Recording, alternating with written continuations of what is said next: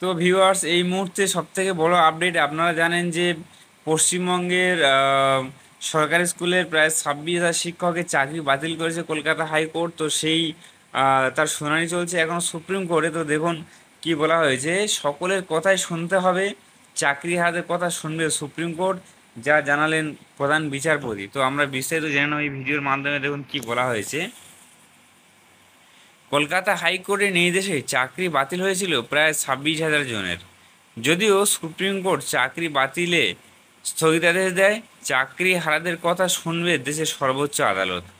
এই মামলার শুনানি রয়েছে 16 জুলাই। প্রধান বিচারপতি ডিওয়াই চন্দ্রচূড় আজ জানিয়েছেন, সুপ্রিম কোর্টের দ্বারস্থ হওয়া চাকরি হারাদের সকলের কথাই শুনতে হবে। কলকাতা হাইকোর্টের নির্দেশে পশ্চিমবঙ্গে চাকরি হারারা, স্কুল শিক্ষক ও শিক্ষাকর্মী সকলের কথাই শুনবে সুপ্রিম কোর্ট। 2016 সালে 2016 সালে স্কুল সার্ভিস কমিশনের প্রক্রিয়ায় নিযুক্ত 25,753 জন শিক্ষক ও শিক্ষাকর্মীর নিয়োগ বাতিল করে দিয়েছিল কলকাতা হাইকোর্ট। এর বিরুদ্ধে রাজ্য সরকার, মধ্যশিক্ষা পর্ষদ, স্কুল সার্ভিস কমিশন এছাড়াও বিভিন্ন সংগঠন সুপ্রিম কোর্টের দ্বারস্থ হয়েছিল। গত 7 মে সুপ্রিম কোর্ট জানিয়েছিল, আপাতত কারো চাকরি বাতিল হবে না, কাউকে বেতনও ফেরত দিতে হবে না।